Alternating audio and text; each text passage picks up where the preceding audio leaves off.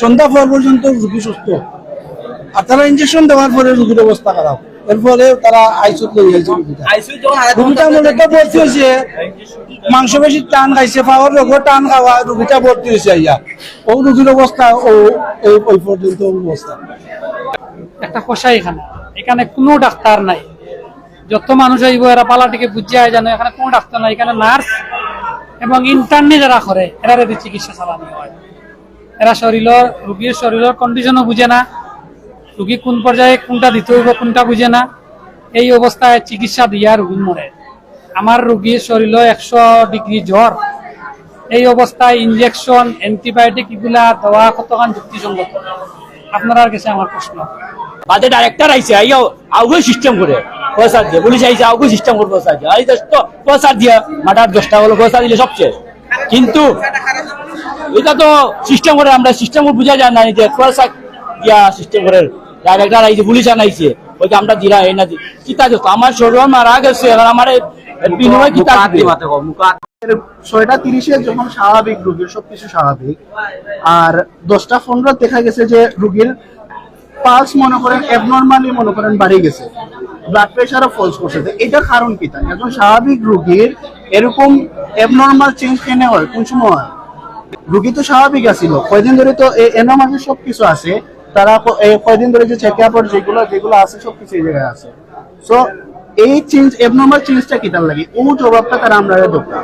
আমরা রোগী স্বাভাবিক আছিল, আমরা রোগী মানে সুস্থ আছিল, তাহলে এই অ্যাবনরমাল চেঞ্জটা কি তার লাগে? এই তো ওই তো এটা হওয়ার একমাত্র কারণ হইতে পারে যে তারা ভুল ড্রাগ প্রোভাইড করছেন, অত তারা ভুল ড্রাগ প্রোভাইড করছেন, ওটার লাগি রোগীর এরকম অ্যাবনরমাল এরকম চেঞ্জ হয়েছে।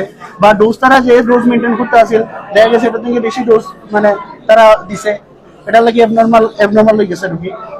এই ঘটনার পরে যখন পালস বাড়ছে বা ব্লাড প্রেশার ফোর্স করছে, তখন এর পরবর্তীতেই তারা আইসিইউ পাঠাইছে রোগী। এছাড়া রোগীর আইসিইউ পাঠানোর মতো রোগীর কোনো কন্ডিশন আসিল না। এই ঘটনার পরে যখন পালস বাড়ছে, ব্লাড প্রেশার ফোর্স করছে, তারপর আইসিইউ পাঠাইছেন তারা। তো আমরা ওই জিনিসটা জানতে চাইলাম যে জিনিসটা করছে কিটা, তারা আমরা সুস্থ একটা জবাব দেব যে জিনিসটা করছে কিনা। আসলে এই ধরনের কোনো পরামর্শ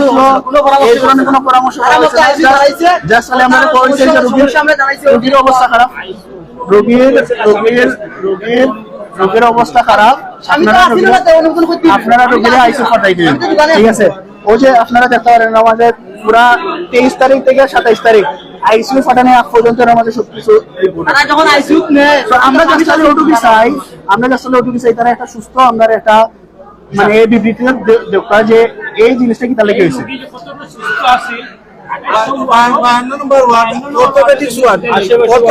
যে ওয়ার্ড আছে, এই ওয়ার্ডের যে অন্য রোগীগুলো আছে তাদের সাথে আপনারা একটু জিগাইলে, অর্থোপেডিক্স যে ওয়ার্ডটা আছে, অর্থোপেডিক্স ওয়ার্ডও বা 9 নম্বর ওয়ার্ডও আপনারা যদি অন্য রোগী আপনারা জিগাই তো খুব বুঝতে পারবো আপনারা যে রোগী কতটুকু সুস্থ আছে। সন্ধ্যা পর পর্যন্ত রোগী সুস্থ, আর তারা ইঞ্জেকশন দেওয়ার পরে রোগীর অবস্থা খারাপ, এরপরে তারা আইসিইউ লই যাইছে।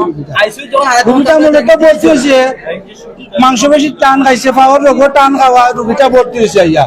ও রোগীর অবস্থা ওই পর্যন্ত অবস্থা ওইকিলা যে মানিয়ানি আত্মীয় স্বজন হলে 27 তারিখ ভর্তি হয়েছে না, 23 তারিখ ভর্তি হয়েছে।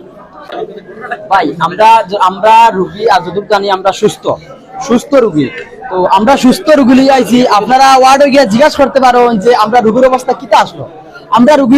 আমরা যতটুকু জানি রোগীর পাওয়ার একটু সমস্যা আসলো, পাওয়ার সমস্যার কারণে আমরা রোগীরে লিয়ে আইছি হসপিটাল লিয়ে যাওয়ার পরে তারা চিকিৎসা করছে। আমরা চিকিৎসা যখন করে তখন আমরা কইছি আপনারা বুঝে চিকিৎসা করানি, তারা কইছে আমরা বুঝে চিকিৎসা করান। তখন আমি ডাক্তারে জিজ্ঞাসি, বলে ভাই আপনি চিকিৎসা করা, আপনি কি সঠিক চিকিৎসা করানি? আমার ডাক্তারে কয় হোয়াট ইজ দিস, আপনি খেয়ে। আমি বলে ভাই নো হোয়াট ইজ, আপনি খেয়ে, আপনি যে চিকিৎসা করা, আপনি কিতা চিকিৎসা করা? আমার এমনি ডাক্তারে জিজ্ঞাসা করে, মানে আমি জিজ্ঞাসা ডাক্তারে পালা হতো, আমার উল্টা জিজ্ঞাসা করে দেখো আমি খেয়ে। আমি বললাম আমি তো রোগীর বোন, রোগীর আমি বাই লাগি, তো আপনি কিতা মাতি দিলেন আমার আর তুচ্ছার করিয়া বাহরি দিয়েছে। তো বাহরি দেওয়ার কারণটা আমরা এটাও জানতে চাইলাম আমরা রোগীটা মরছে, মরার এটা প্রতিবেদন আছে এটা। চাই আমি জেলা প্রশাসকের মাধ্যমে এটা সিলগালা করাও। এই ধরনের চিকিৎসা যে মানুষ টাকা পয়সা দিয়ে মৃত্যুবরণ করিয়া লিয়ে যাওয়া লাগে, এই ধরনের হাসপাতালের দরকার আছে না? আপনারা হোকা সিলেট রমাইছে সবে হোকা, এই ধরনের হাসপাতালের দরকার নাই, দরকার নাই, কোনো দরকার নাই, দরকার নাই। আপনারা প্রশাসনের মাধ্যমে এটা সিলগালা করো। যদি নয় একজন মারা গেছে, আরো অনেকজন মারা যাইবো, আর মরছো, অনেক মরছে। মরবো। আমরা এটা খবর এবং কি আমাদের স্বজনের মতো নিউজ করছেন আপনারা, আপনারাও নিউজ করছেন, আমরা দেখছি মোবাইলে বা টিভিতে দেখছি।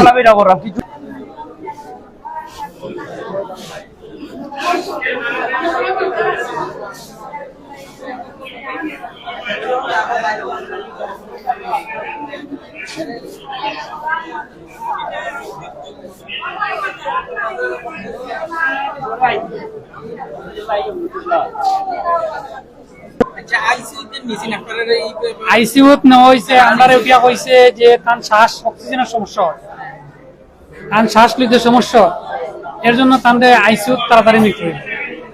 আমরা তো ভাই রুগীর ওখানে আগে রুগী বাদে সব কিছু, আমি কইছি যে কোনো ভাই আমার রুগীর এখন আইসে আনার ঘরে তারা তার বুঝা ডাক্তার কাজ করবো, আইসে তে এখন গেছে গিয়া এইরকম অবস্থা চলে।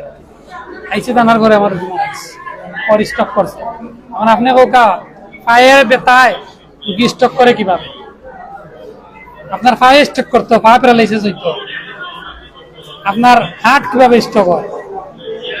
এটা আমার প্রশ্ন হইল কি জনগণের কাছে। আমার স্ত্রী বয়স 27, দুই বাচ্চার মা, দুইটা ছেলে আমার, বয়স 27 বছর চলে, রানিং বছর। আমার বাসা হইল গিয়ে হাজরাই দক্ষিণ সুরমা, তাকে আমি খার ভাড়া। আমার স্ত্রীর বাসা হইল গিয়া চাষনির ফির মাজারের উসনাবাদ হয়, সাপ্লাই 23 তারিখ বিকালে এনে পড়তে পারছে। এখন পর্যন্ত আমি ডাক্তারটার নাম জানতে পারি না, কারণ আমার রোগীর তো অবস্থা খারাপ আছিল, আমি দৌড়াদৌড়ি করাই এই নামটা লইতাম পারছি। আমি চাইরাম এর ডাক্তাররে বাকরিয়া, নার্সরে বাকরিয়া, ইন্টার্নিরে বাকরিয়া, এর একটা সঠিক বিচার আমি চাইলাম, যাতে আমার মতো আর কেউ উইমেন্স মেডিকেল তার বুক খালি না হয়। এই আমার দুইটা বাচ্চার এখন গতিকিত হইব, 3 বছরের একটা বাচ্চা আর 7 বছরের একটা বাচ্চা। যদি বুঝতাম আমার রোগী অসুস্থ, আডর রোগী, কিডনি নাই, বাল্ব নাই, তাহলে একটা কথা আছে। আমার রোগীর পায়ের সমস্যা, রোগী মারি ফেলাইছে, একদম সুস্থ। আপনারা 52 নম্বর অর্থোপেডিক্স ওয়ার্ডে গিয়া আরো তো রোগী আছেন, প্রত্যেকে জিজ্ঞাসা করবা 15 নম্বর বেডর যে রোগী আসলা তাই অসুস্থ না সুস্থ আসলা। এই ওয়ার্ডের মাঝে সবচেয়ে সুস্থ রোগী তাই।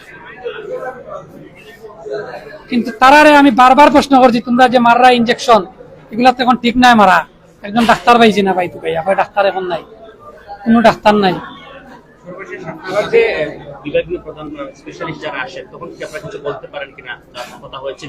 না, আমার সাথে কোনো কথা হয় নাই, তারা কোনো কথা হয় নাই। আমি তো কাইতে আমার রোগীর যখন অবস্থা খারাপ, আমি খোঁজ করতে করতে ইন্টার্নি একজন পাইছি, উনি আমার এই সেই বুঝাইতে লাগছে, তখনই আমার রোগীর সেন্সলেস হয়ে গেছে। সকালে যখন ইন্টারনেট ডাক্তাররা আসেন তখন কি মানে মেইন ডাক্তাররা যখন আসেন, সকালে যে ডাক্তার আসে ভাই, আসলে সে রোগী দেখতে আসে না, সে আসে ক্লাস করাইতে। সে তার নার্স বা 20 জন 30 জন নিয়ে আসবো, এখানে রোগীর সাথে যে থাকবো সে তারে আর থাকবার দেয় না, বাইর করিয়া দিলাই, ওয়ার তাকে বাইর করিয়া দিলাই। বাইর করিয়া দেওয়ার পরে তার এটারে কইব তুই পালস মাপ, এটারে কইব তুই হার্ট মাপ, এটারে কইব তুই প্রেসার মাপ দেখাইয়া তার একটা বক্তব্য আছে রোগীর বা রোগীর লগের যে আছে একটা বক্তব্য আছে, কি আমার রোগীর কিতা হইলো না হইলো, এই ধরনের কোনো সান্ত্বনা নিল না। এখন আমি চাইলাম এই যে যারা এর সাথে জড়িত এদেরকে আইনের আওতায় এনে শাস্তি ভুল তাকিয়া থাকে, যদি তারা ভুল করছে এই জন্য রং করছে, এই জন্য তারা এটা ভুল থাকলে তো তারা যদি ডাক্তারের লেখতে কোনো ভুল হইয়া থাকে তাহলে একটা খাটিয়া তারা নিচে লেখই না পারে। তো এর মধ্যে কিতার লাগি তারা ফ্লুইড দিয়া মিটাইয়া তারা মধ্যে এর মধ্যে লেখা, তাহলে নিশ্চয়ই তারা যখন আইসিইউর মধ্যে আসিল তখন তারা এটা করছে। ফ্লুইড দেওয়া আমরাও নার্সিং স্টুডেন্ট, ঠিক আছে, আমরা এই যে 3 বছর রানিং চলেন আমরা উসমানিতে প্র্যাকটিস করলাম। সব এই 3 মাসে এই 3 বছরের ভিতরে এরকম কোনো কেস দেখছি না আমরা যে ফ্লুইড মেরামিটানির কোনো কেস আমরা দেখছি না। তো এটা তো স্পষ্ট দেখা যায় যে এই জায়গায় ট্রিটমেন্ট চেঞ্জ করা হয়েছে। এখন এই সর্বশেষ তাদের যে রোগী তোমার কি বলতো? আমি ওনার ভাই, মামাতো ভাই। জি জি। আমাদের বক্তব্য হচ্ছে এই যে অনিয়মগুলা হচ্ছে, এই যে আমরা আপনাদেরকে আগে যে একটা রিপোর্ট দেখে এলাম, হঠাৎ করে রোগীর পালস বেড়ে গেছে, ব্লাড প্রেশার ফলস করছে, তারপর